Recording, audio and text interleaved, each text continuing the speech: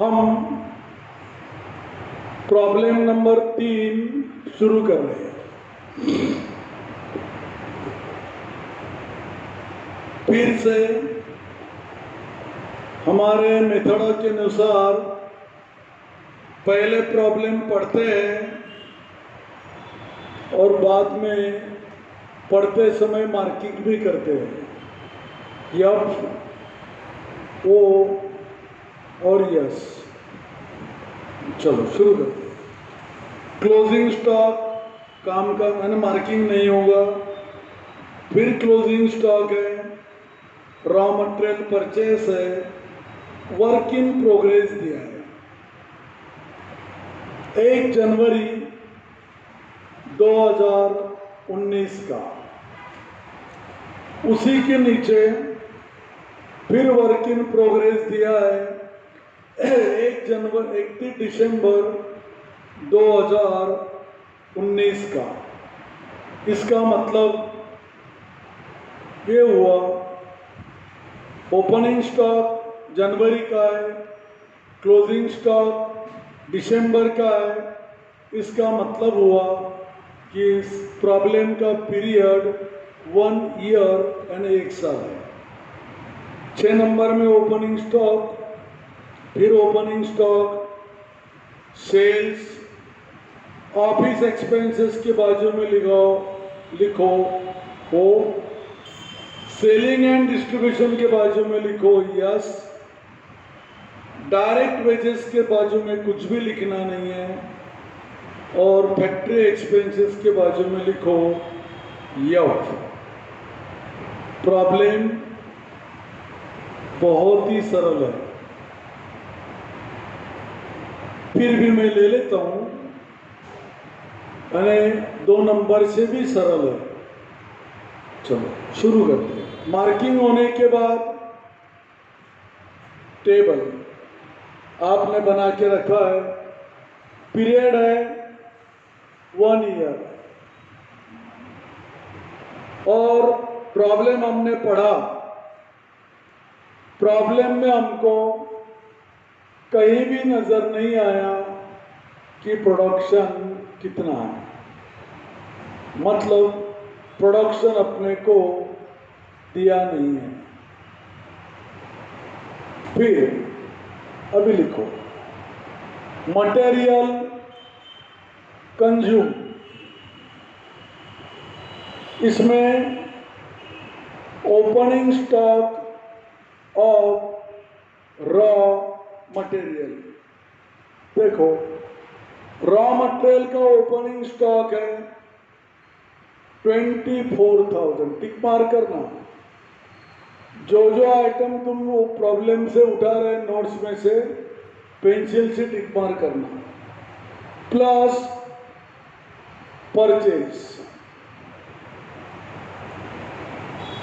Purchase है 20,800, plus के दूसरे कोई भी आइटम नहीं है जो फॉर्मेट में आपको समझा दिए थे। Minus closing stock of closing stock of raw material, वो है 25,150। 25,150 माइनस करो, यह आएगा 19,650। यह है रॉ मटेरियल यानी मटेरियल कंज्यूम। कभी कभी इसको डायरेक्ट मटेरियल भी बोलते हैं। मटेरियल कंज्यूम निकाल लिया। जितने आइटम प्रॉब्लम में थे उन्हीं को लिखा, जो नहीं थे वो नहीं लिखे। फिर नंबर 2 डायरेक्ट वेजेस। इसके दूसरे नाम प्रोडक्टिव वेजेस, तीसरा नाम है मैन्युफैक्चरिंग वेजेस, इसके दूसरे दूसरे नाम आपने ध्यान में रखना है, क्योंकि एग्जामिनेशन में अलग अलग नाम से भी वो आता है। ये है 16,000, टिक मार्क करना। फिर तीसरा आइटम आता है डायरेक्ट एक्सपेंसेस, वो इस प्रॉब्लम में नहीं है, इसलिए हम ये दोनों की टोटल करते 35,650, इसको बोलते हैं प्राइम कॉस्ट। प्राइम कॉस्ट पहला आइटम ढूंढ के निकाला, प्राइम कॉस्ट। फिर इसमें मिलाते हैं प्लस तीसरा item factory on cost oblique factory over head, और एक नाम है वर्क्स ऑन कॉस्ट और वर्क्स ओवर हेड। इसमें फॉर्मेट में तो बहुत आइटम है 42। इस प्रॉब्लम में केवल एक ही आइटम है, उसका नाम है फैक्ट्री एक्सपेंसेस। अभी एक ही आइटम है तो अंदर लिखो, टोटल बाहर ले जाओ, या डायरेक्ट बाहर लिखा तो भी चलेगा, 9,000। फिर टोटल 44,650, 44,650। इस टोटल को कोई नाम नहीं देना। फिर इसमें प्लस करते हैं opening stock of WIP, work in progress. Opening stock of work in progress देखो तुम्हारे प्रॉब्लम में, टिक मार्क करके बाहर निकालो, 8,220। टोटल लगाओ 52,870। इसको भी नाम मत दो। फिर माइनस करो closing stock of work in progress. Closing stock of work in progress minus करो 8,000। फिर आपको मिलेगा 44,870, 44,870, 44,870।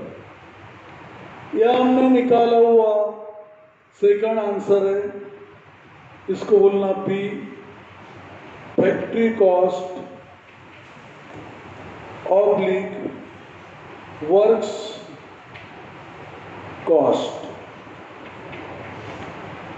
Factory cost oblique works cost, जो हमने ढूंढ के निकाला वो कलर पेन से लिखते हैं। फिर देखो इसके बाद में मिलाते हैं ऑफिस ऑन कॉस्ट, इसमें बाद में मिलाते हैं प्लस ऑफिस ऑन कॉस्ट। ये इसका दूसरा नाम ऑफिस ओवरहेड भी है।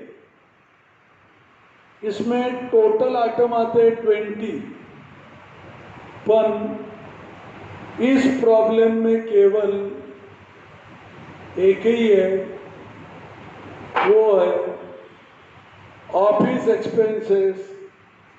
लिखो ऑफिस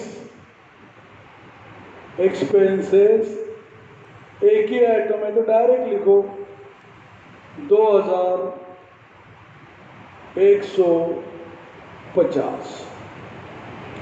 ये मिलाने के बाद आता है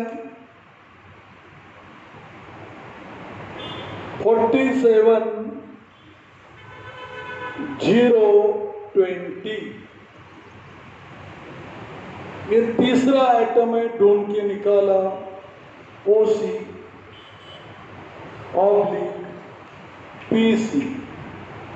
ओसी यानी ऑफिस कॉस्ट और पीसी यानी प्रोडक्शन कॉस्ट, दोनों का मतलब एक ही है, ओसी ऑब्लिक पीसी। अब वही टेबल को मैं कंटिन्यू इधर कर रहा हूं।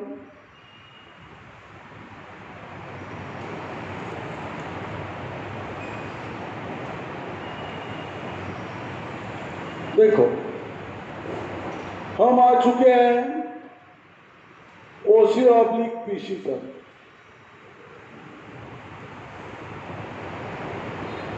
$47,020, ये हमारा तीसरा आंसर है, ओसी ऑब्लिक पीसी। ओसी ऑब्लिक पीसी। अब इसमें मिला दो opening stock of finished goods. देखो हमारे प्रॉब्लम में है क्या, कितना है, 16,200। यहां से मत उतारो, वहां देखो टोटल आएगी 63,220। इस टोटल को कोई नाम नहीं दोगे, फिर माइनस करोगे closing stock of finished goods. Closing stock of finished goods है 14,650। देखिए आपके नोट्स में जो आपके पास है, फिर ये आएगा 48,570। इसका नाम होगा cost of goods sold. Cost of goods sold, cost of goods sold. फिर इसमें मिलाना है plus selling and distribution expenses. इसमें 22 आइटम आते हैं, अपने फॉर्मेट में है। उसमें से देखो यहाँ पर सेलिंग एंड डिस्ट्रीब्यूशन एक्सपेंसेस एक ही आइटम दिया है, वो है 4,000। फिर आएगा 52,570। 52,570 इसको बोलेंगे हम ई टोटल कॉस्ट। Total cost. फिर इसमें हम प्लस करेंगे,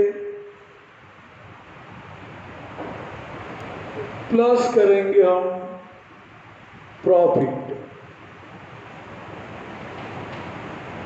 प्रॉफिट प्लस करेंगे।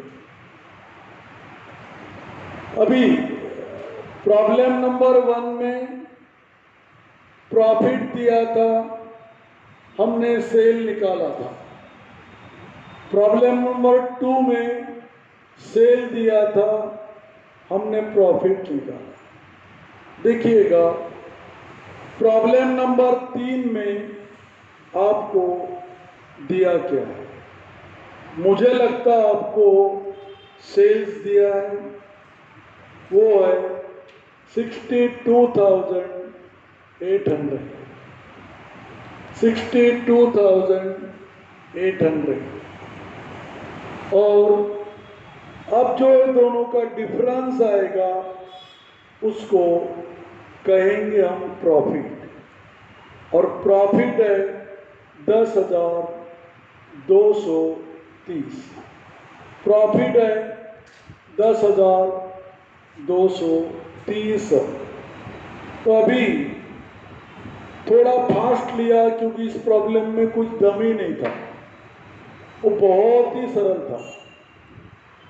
तो ये प्रॉब्लम नंबर 3 हमने कर लिया है।